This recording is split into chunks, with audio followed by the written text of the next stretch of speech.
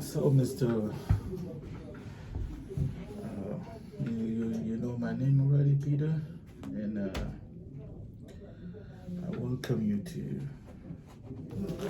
North Carolina Recovery Support Services. And I know by now you must have known what the Recovery Support Services stands for, and you have a passion and a goal coming in the door because of the addiction. So I just want you to feel free. If I have any questions that you don't feel comfortable answering, just pass it, just skip it. I feel okay, just let me know. Okay. So let me not go outside your bounds. So you are here for addiction treatment and counseling? Yes. The SACOT or the SAIL? You're in the SACOT class? Yes. Okay. So can you give me a brief about your addiction? Well, I've been struggling with cocaine addiction probably for the last 17 years. Right now, I'm struggling more so with the reasons why I use compared to what I use. The what I use is immaterial. Right now, it's what is causing me to go back to drugs and alcohol, and what is the when I know I'm going to get the same outcome. Okay. Can you just give me a little history of how you started, how the challenge was, and Yes. the journey? I first used my drug of choice, cocaine, when I was 23 years old. Was turned out to be crack cocaine. I ended up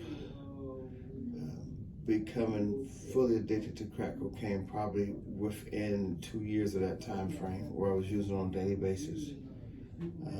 Loss of jobs, loss of family support, loss of income, loss of homes, loss of wife, marriage. It became the number one thing for me. I started drinking when I was, my first drink when I was 9 years old. And It's another drug of choice. Yep. Alcohol. Alcohol.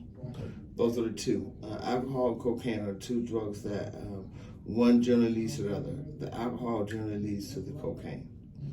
And I started drinking when I was about 9 years old, out of my father's liquor cabinet. And You said 9 years old? 9 years old. And I don't drink as much as I used to because of health conditions, but it got into so bad that I've had health issues behind alcohol use. So right now, it's probably been 3-4 years since I've had a drink of alcohol, but that's only because I know that my body can't take it. It's not that it didn't go hand in hand with my cocaine use. It's just that if I drink, I'm gonna be sick. So it has to come to that point before you. Yeah. It's like everything runs full circle all the way to the bitter end with me. I can't drink. If I drink, it's gonna harm me. So I push my body to that far, to the limits. Cocaine, if I smoke, then I'm gonna lose. I'm gonna lose a place to stay. I'm gonna be homeless. All this within a month or so of starting to use again. So yeah, my addiction has gotten to the point now where everything is full on blast to the end. There's no soft points in between. I've carried a 20-year addiction that now it destroys from the beginning. So looking back now from your association and how you started? How did it affect your family, and how did your family really take this? At first, with alcohol, drinking was part of growing up. You know, my father drank, my mother drank socially. I'm the youngest of 4 kids, so my other siblings, you know, we grew up drinking. We grew up drinking for holidays. There was wine on Sundays at the table. There was, you know. Do you have like a parental influence in this? Yeah, I mean, They enable you. Yeah. Okay. You know, it's like everyone. It was acceptable behavior until they start to see there was a problem. There was a pattern with my drinking and my using. My mother was probably the first to notice it, that I needed some help. My father drank alcoholically. He was retired, twice retired, military, and through the local hospital where we lived at. So in his justification, you know, he put on his house shoes and then a day, and that's what he did. He drank. And, you know, I have those characteristics, you know. I hate to say it, but I have those, you know, I believe it comes from a family gene. I believe that alcoholism and or addiction is hereditary. I believe there's some form in there that, yes, you do have a choice, but I believe there are markers that say that this person may have a problem.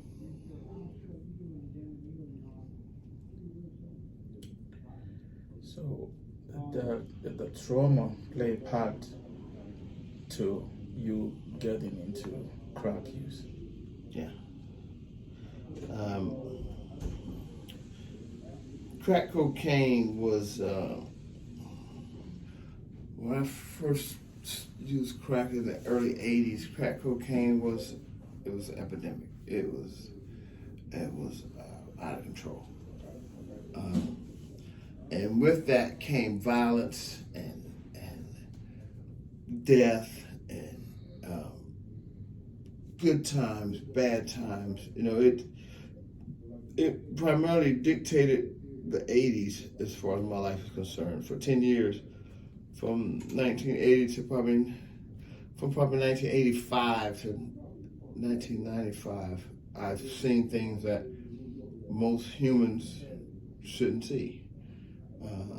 I've seen death. I've seen people get killed. I've seen people get cut and stabbed. I've seen,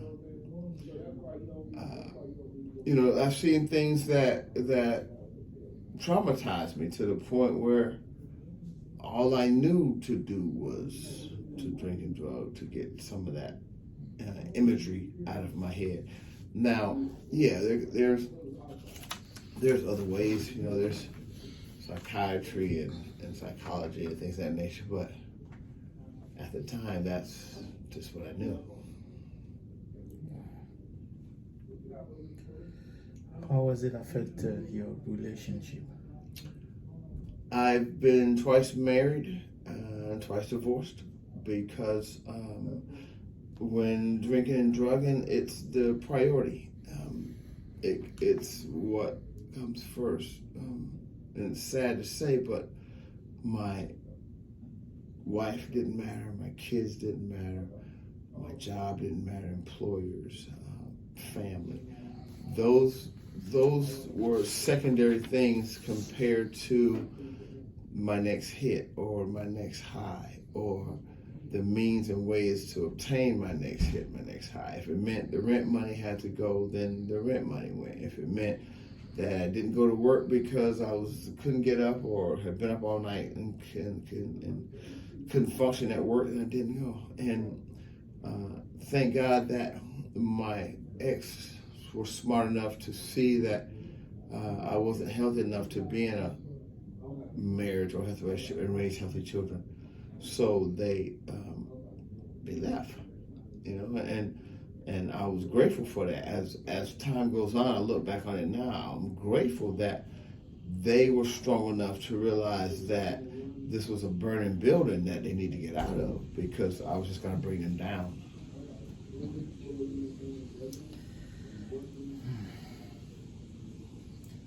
So you're okay towards your relationship with them right now?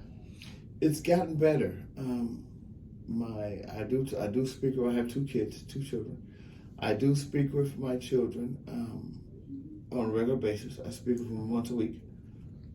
I speak with my family, my intermediate family, my mother and my sisters and other siblings, just about every day. Things have healed. Relationships heal. They take time. Trust is the hardest thing to earn, but it's the easiest thing to give away. However that goes, you lose it, you lose hard it. to get back. Yeah, once you lose it, it's so hard to get back. People have put trust in me that I've destroyed. So I'm working on rebuilding those things now. But yeah, the relationships, through time and through me doing the things that I said I'm going to do, by being responsible and being accountable and being where I'm supposed to be, and if I'm going to say, doing what I say, those things have taken time. It didn't happen overnight, but yeah, the relationships are healing. They're not healed. They're healing. It's a process. Yes. It's a working process. So you've been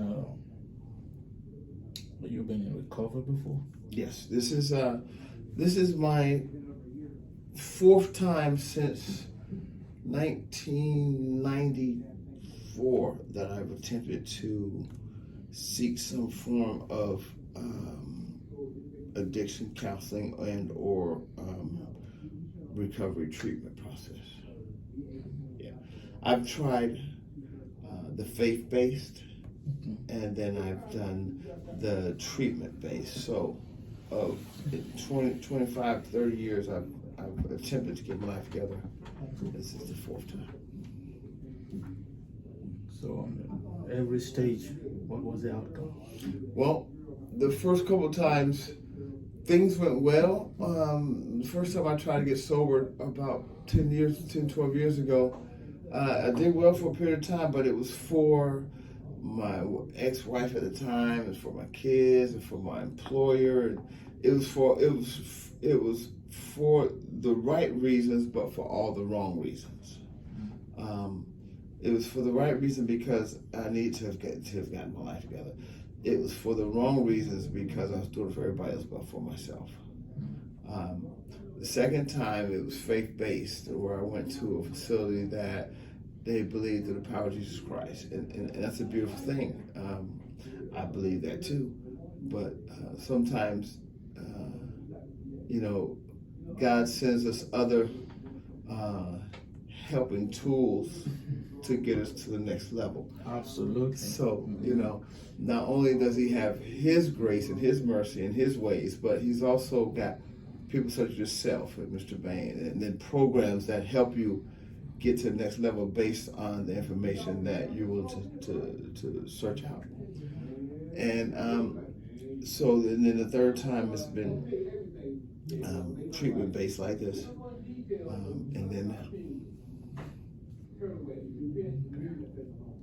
So what would you say was the last experience when you were here? And say that again. I'm sorry. I said, what was your last experience while you were here? Did you get the tools that you needed, the resources that you needed? I did. I got, Peter, I got everything that I was supposed to get when I was here and more. I say that to say this because the information was given to me. It was given in a way that it was layman's terms. I knew what it meant, and if I didn't know what it meant, we went over it to the point where I had opportunity to understand what it meant. I was given all the life skills one needs to return to society a healthy person. And that, what I mean by that is there was education. There was on the physical side, on the fitness side, where we exercised, so you had opportunity to get, not only are you getting your mind right, but you're getting your body right, because they work together, of course. So yeah, physically I was fit, mentally I was fit, emotionally I felt fit, spiritually I was fit. What I lacked in had nothing to do with the services offered. What I lacked in was my ability to accept the fitness that I had. I was looking for an outside external artificial feeling to make me feel even better. Which is an excuse, a way of escape. Yeah, it's a way of escape. Yeah. And I just wanted to just a little recap of what happened lately about your relapse, and you have to come back if you want to share it. Sure. I was driving back from Wilmington. I went to Wilmington, and on the way back, I thought a little bit of company would be warranted. I earned it, I'd been, and that's the scary part. I'd been in treatment, and I wanted to be around some friends, and I made a bad decision and detoured off the path that had been established for me. I'd also had learned while I was here last is to make a schedule and keep a schedule. You know what I mean? And the schedule was lined up and everything was running perfect. And I decided to detour from that schedule and add to it. And I ended up getting with some friends who were using at the time, which I knew they were using. That's the part where I should have just stayed away.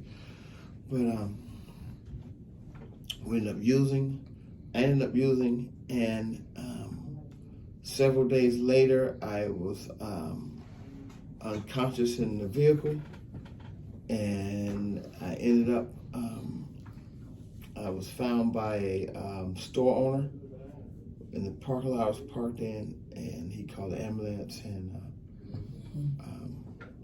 I ended up spending 5 days in the hospital for pneumonia, blood clots in my lungs, sepsis, bacteria in my blood.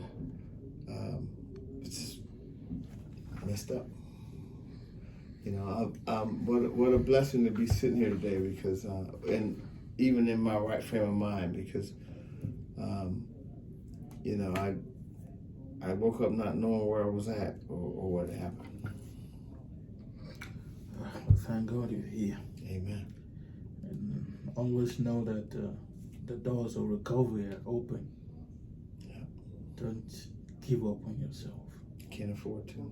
Don't give up on yourself, because if you don't know it, your kids are still looking up to you. That's right. That phone call. That's right. They're waiting for it. They're waiting weekly for it.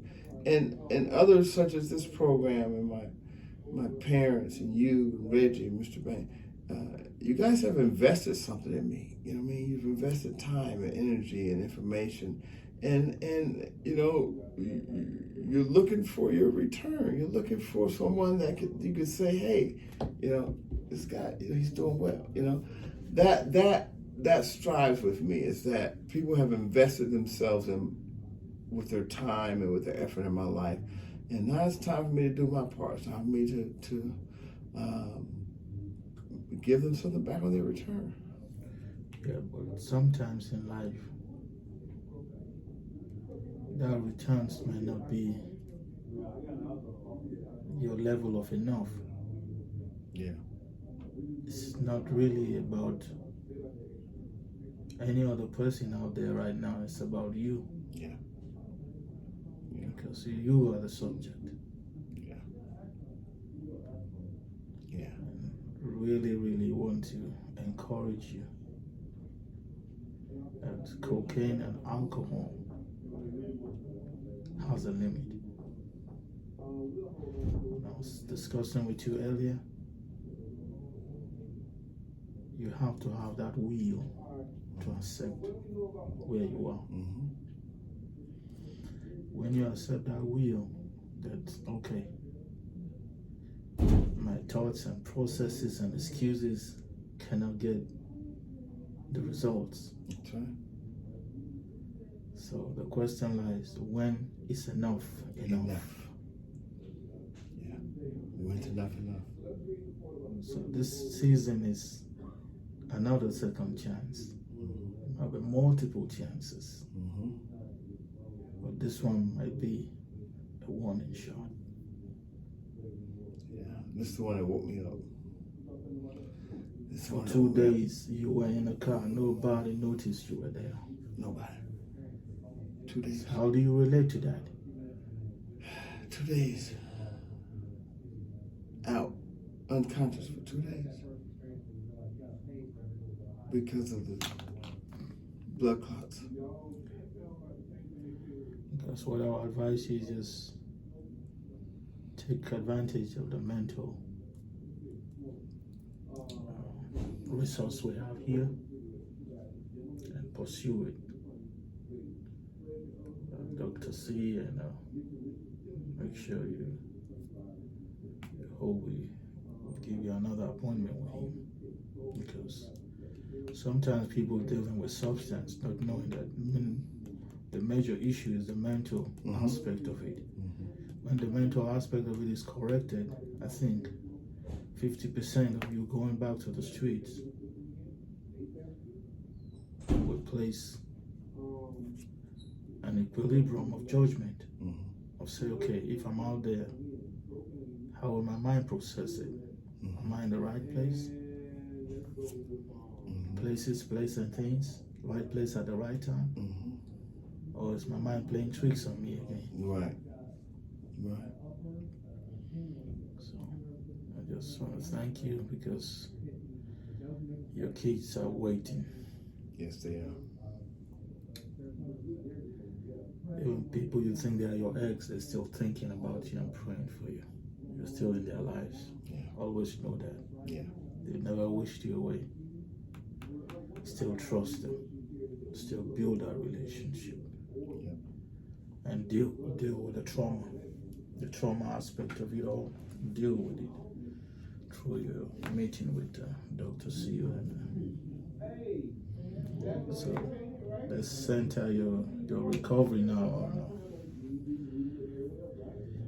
you not being able to help yourself, coming to the end of yourself.